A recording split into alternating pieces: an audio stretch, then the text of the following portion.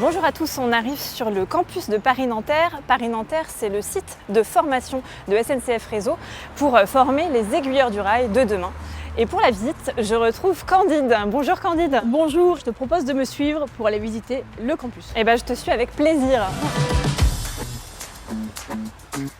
Un aiguilleur du rail travaille dans un poste d'aiguillage qui se trouve à proximité d'une gare dans les emprises ferroviaires. Et il a deux principales missions. La première, faire circuler des trains en toute sécurité.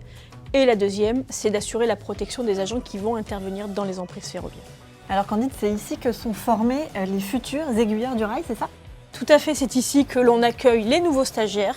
Et c'est également ici qu'a lieu l'ensemble de la formation. Tu m'emmènes? On y va. La formation pour être aiguilleur du rail dure 58 jours. Elle est découpée en 3 modules différents. Elle consiste à permettre aux stagiaires d'être capables de faire circuler des trains et surtout de comprendre les problématiques qu'il va rencontrer dans l'exercice de ses fonctions. Donc de s'y préparer au mieux, même s'il y a une part d'imprévu puisqu'on est dans de l'opérationnel.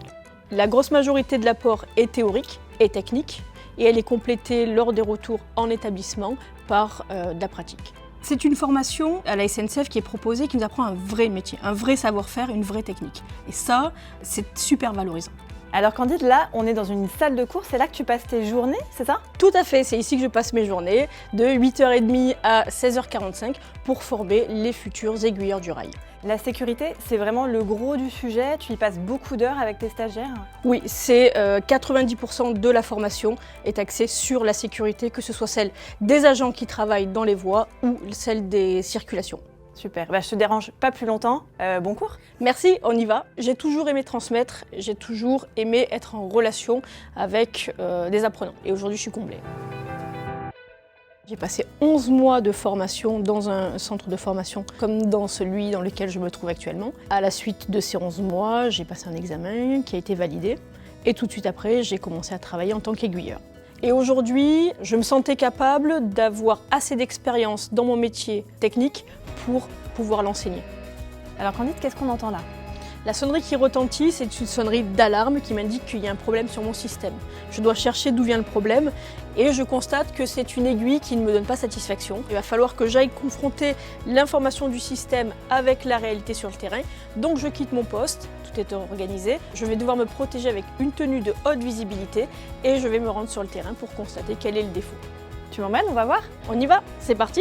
J'ai exercé ce métier avec passion. Et ce qui m'a plu vraiment, c'est qu'il n'y a pas de routine. C'est un vrai plaisir de prendre son service tranquillement et puis d'un coup de recevoir un coup de fil qui va faire basculer notre journée. Donc j'ai aimé le fait que rien n'était écrit dans le marbre, d'être en opérationnel. Au préalable, en quittant le poste, j'ai fermé les signaux pour me protéger des circulations qui pourraient arriver sur ma zone. Et maintenant, je vais aller voir l'aiguille pour savoir si elle a correctement obéi à sa commande. Et donc ça y est, on y est sur l'aiguille, c'est à ça que ça ressemble en vrai. Comment tu vas vérifier, comment tu vas contrôler tout ça? On est devant une aiguille, donc ce qui va orienter le train. Et pour la vérifier, il faut simplement que je me mette au milieu des voies, que je sois face à ce qu'on appelle la pointe de l'aiguille et que je vérifie la direction qu'elle donne. Ok. Tout le monde peut suivre cette formation. À minima, il faut avoir un brevet des collèges. Pour les femmes qui hésiteraient à devenir aiguilleurs du rail, je leur disais simplement que la première des barrières, c'est celle qu'elles se mettent elles-mêmes. Aujourd'hui, on n'a pas besoin d'avoir une force physique pour pouvoir exercer ce métier. C'est un métier qui peut être occupé par n'importe quelle personne, quel que soit son âge et quel que soit son genre. Et Candide, je te remercie beaucoup pour cette journée où tu m'as fait découvrir ton métier et puis je te dis à bientôt. À bientôt.